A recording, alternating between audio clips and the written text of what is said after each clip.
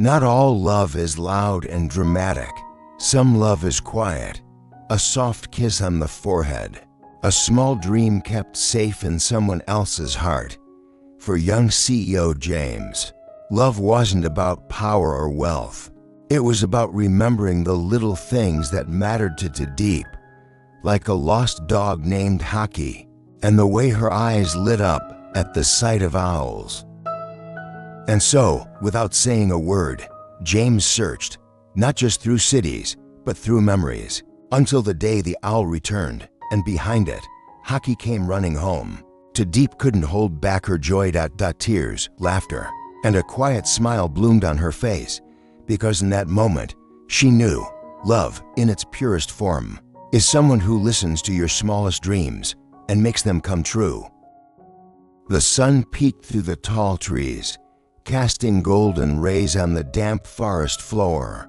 It was still early, but Diep had already begun her morning walk to the edge of the woods, where wildflowers bloomed and dew clung to her faded sandals. Life in the countryside was quiet, peaceful, and sometimes painfully lonely. Today, however, her heart felt light. There was something different in the air, a feeling she couldn't explain. And then she saw it. From the far end of the trail, a shape dashed toward her, small, furry, and fast. "Haki," she whispered. The little dog barked joyfully and leapt into her arms. Tears welled up in her eyes as she clutched him to her chest. He was real. He had returned. She couldn't believe it. After all those weeks of searching, crying, praying. A moment later, she heard footsteps behind her, strong, familiar. She turned, and there he was, James, in his white shirt now damp with sweat, branches tangled in his hair, and mud on his shoes. "You found him," she said, voice trembling. He didn't answer right away. Instead, he smiled gently and walked toward her. "I never stopped looking." James had once been a rising star in the business world, a young CEO with a tech empire, luxury cars, and a penthouse in the city skyline. But none of it made him happy. Not really.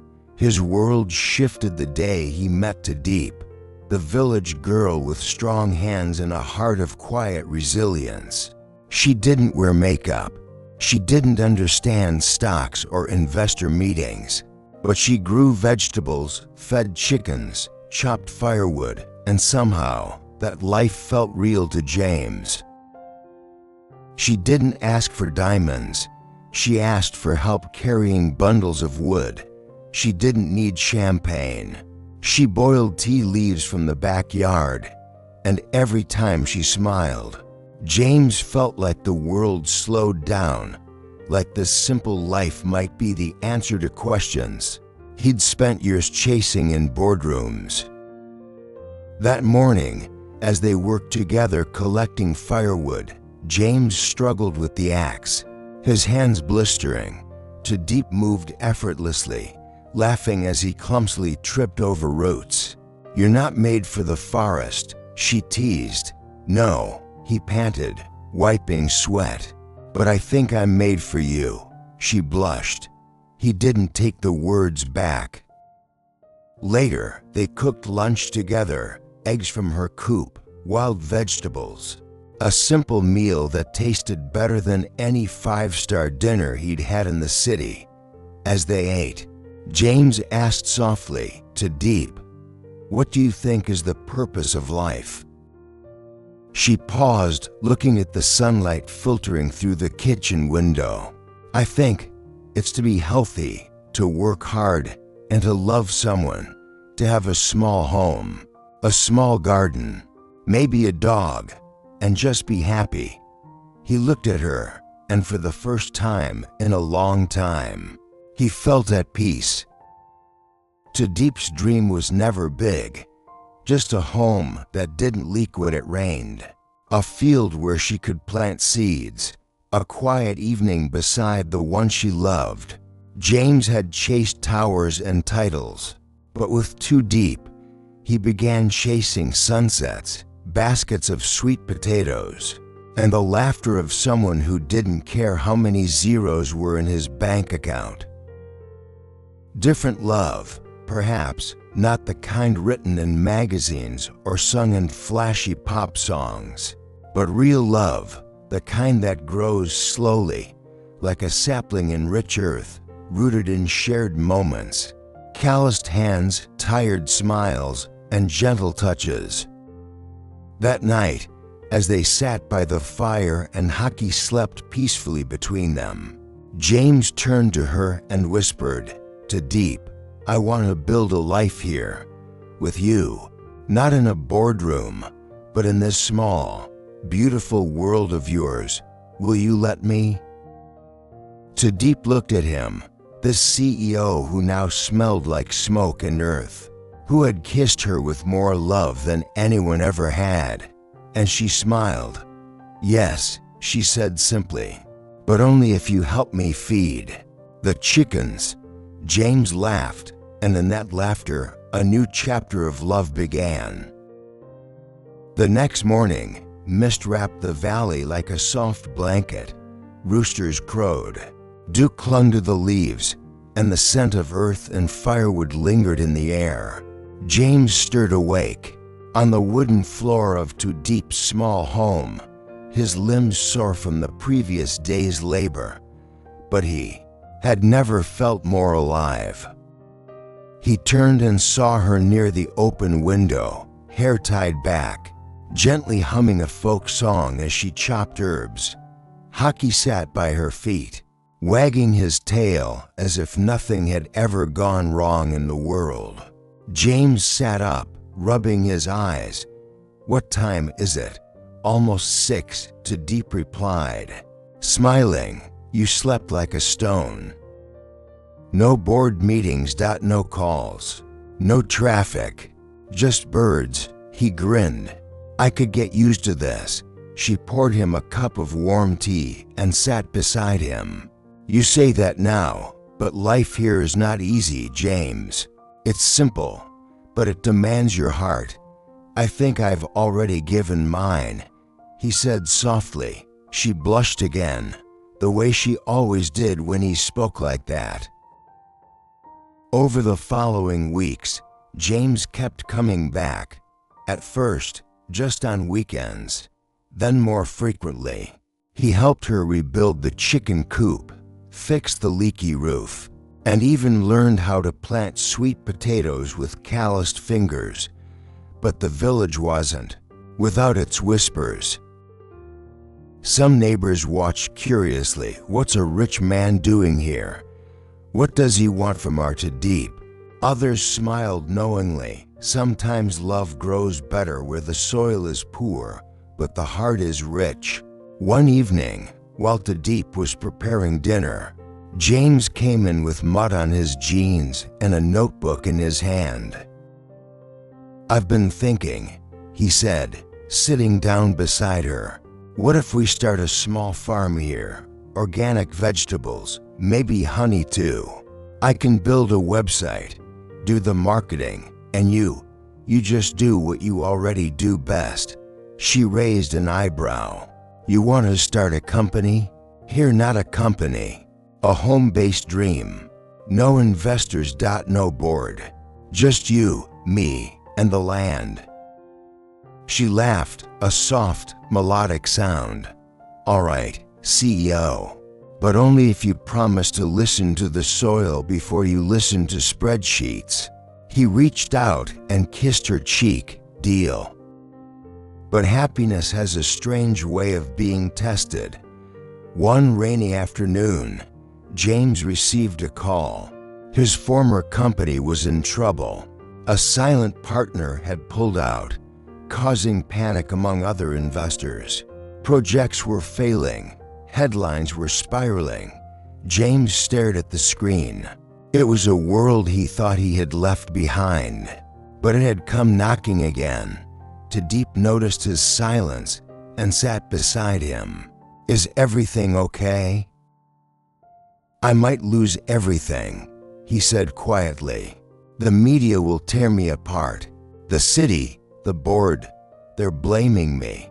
Diep gently took the phone from his hand and placed it on the table. "You still have this," she said, touching his chest. "You still have me, and you still have a home here." His voice trembled. "But what if I'm not strong enough anymore?" "You are," she said, resting her head on his shoulder. "Because this time, you're not fighting alone." That night, as the rain tapped gently against the tin roof, James held Diep close, her warmth grounding him in a way no amount of wealth ever had. Outside, the land waited, wild, honest, full of potential. Inside, love burned quietly, steady, different, and true. Life lesson essay, happiness in simple things, in a world full of noise, competition, and endless ambition, we often forget to ask ourselves, what truly makes us happy? This is a story about a young CEO named James and a countryside girl named Diep. James had everything: money, power, and success. But he felt empty. Diep, on the other hand, lived a quiet life in the mountains, growing vegetables and raising chickens. She had very little, yet her heart was full of peace. When James met Diep, he was surprised. She didn't care about his expensive clothes or high status. She only cared about kindness, honesty, and living a meaningful life. Working with her in the fields, cooking simple meals, and spending time with her dog Haki, those small things opened James's eyes. He began to see that happiness doesn't come from luxury, but from love, purpose, and gratitude. He learned to slow down, to enjoy each moment, and to find joy in ordinary days. The biggest lesson from their story is this: we don't need much to be happy. We just need to know what truly matters. When we have someone who loves us, when we are healthy, and when we are doing something meaningful, we are already rich. James's story teaches us that it's okay to dream big, but we should never forget the beauty of small things: a warm meal, a peaceful home, a loyal friend, and the freedom to be ourselves. True love is not in expensive gifts, but in sharing moments. True success is not in numbers, but in peace of mind. And true happiness is knowing when to say, "This is enough." After spending more time in the village, James began to see the world differently. Every morning, the sound of birds replaced his alarm clock. Every evening, the soft laughter of Diep was more valuable than any business meeting. Slowly, the cold steel of his old life melted into the warmth of a simpler existence. But not everyone understood his decision. Some of his friends said he was wasting his talent. Others warned him that love doesn't pay the bills. Yet James knew something they didn't. He had already lived the life they were chasing, and it had left him feeling empty. In the countryside, he found something priceless: peace. He learned that success is not one single path. For some people, it may mean power or a big salary. For others, it may mean building a small house, planting trees, raising animals, or raising children, and that's okay. What matters is finding the life that brings you peace, not what impresses others. Diep never judged James for who he used to be. Instead, she helped him become who he truly was. With her, he didn't need to pretend. He didn't need to win. He only needed to be. That's when he discovered a second truth. Love is not about changing someone. Love is about growing with someone together.